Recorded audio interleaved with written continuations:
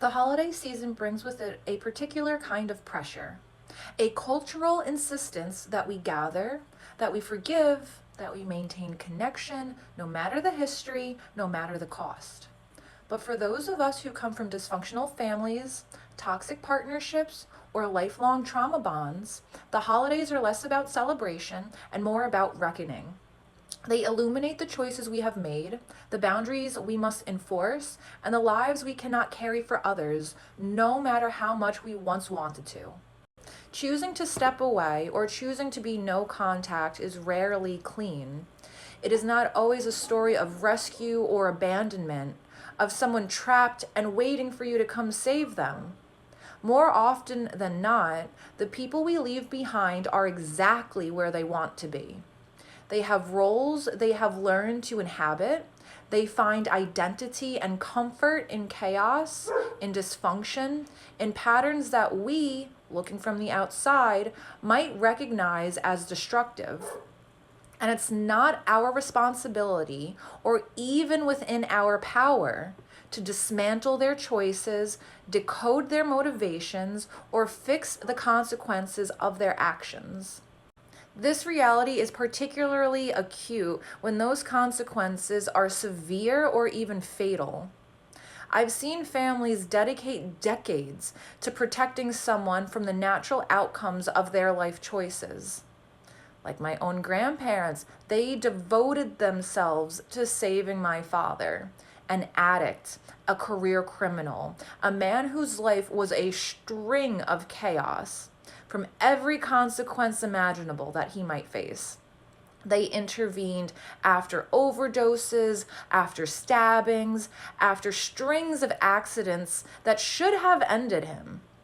And yet, despite decades of intervention, he remains the same exact person shaped by those early choices, by his history. Their love could not rewrite his life, only prolong its trajectory. And that's the brutal truth. Sometimes love cannot save. Sometimes the most compassionate act, paradoxically, the most loving, the most ethically sound, is to step back, to choose your own life over the imperative to fix or rescue.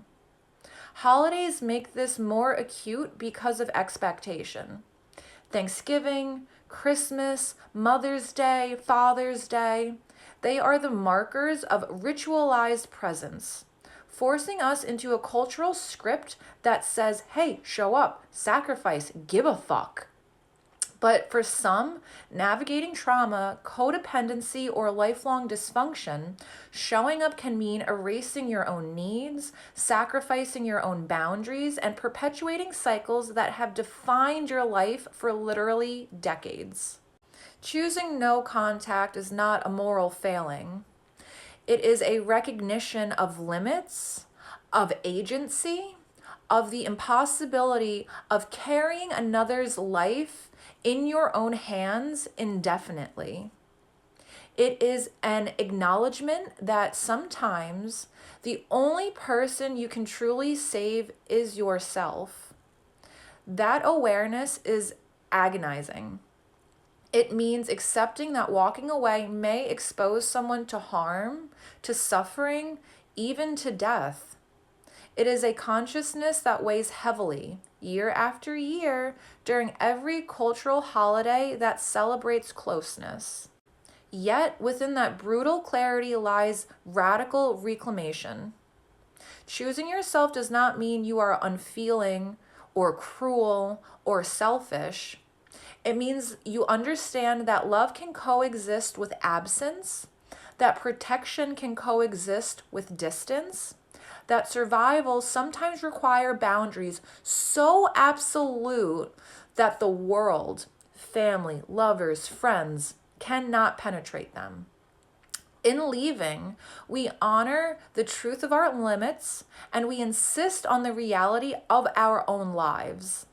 And so, the act of choosing self-preservation, of honoring boundaries, especially during the holidays, or honestly any fucking time really, is an act of courage. It is ethically and psychologically sound. It is necessary. It is real. It is grief-laden and terrifying and beautiful all at once. To step away is to confront the possibility of controlling another's life, the inevitability of consequence, and the liberation in choosing your own path. And the holiday season will not make this easier. There will be guilt. There will be shame coming in from your culture. There will be internalized pressure. But there will also be so much clarity. And with clarity comes freedom.